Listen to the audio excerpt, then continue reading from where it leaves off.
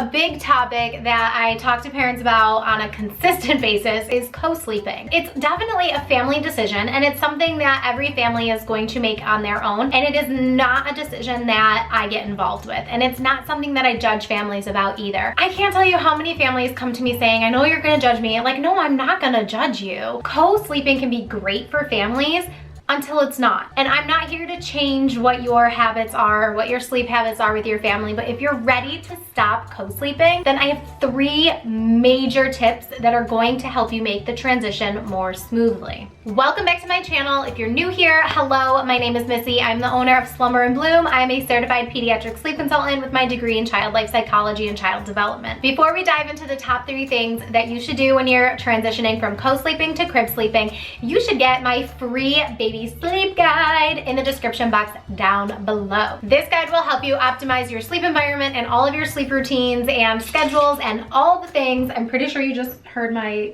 cat get up. Don't leave me.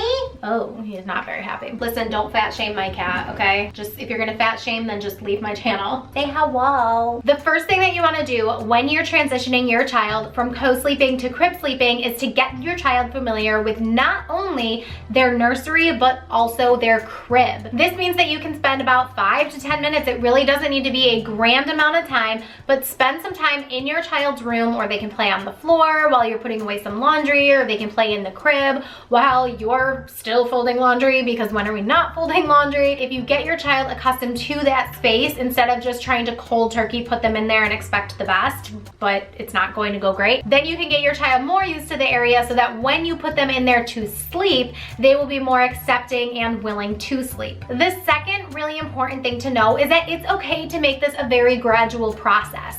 It can take up to 2 weeks for your child to get used to sleeping in their crib for all sleep.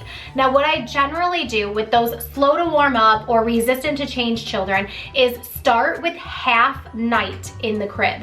So from bedtime until about 2 a.m., you can have your baby sleep in the crib, and then when they wake up, if they absolutely will not accept falling back asleep in the crib, bring them into your bed only for 3 nights. And then after that, the next 3 nights, you will have them do the entire night in the crib, and then you can bring them into your bed in the wee hours of the morning, and then you can start with nap 1 and then add on nap 2, and just continue making it a gradual process for the sake of ease for yourself and your baby. So yes, it can take up to 2 weeks for this transition if you wanted to do it gradually, but of course you can always do it cold turkey. And then the third thing is you have to be consistent with whatever you decide. Make sure that you have a plan and that you stick to it, because any inconsistency is just going to put you back at square one, and you're going to say, well, I tried everything and nothing works, so might as well keep co-sleeping forever. So it doesn't have to be that way, and if you need one-on-one help, I am here to help you.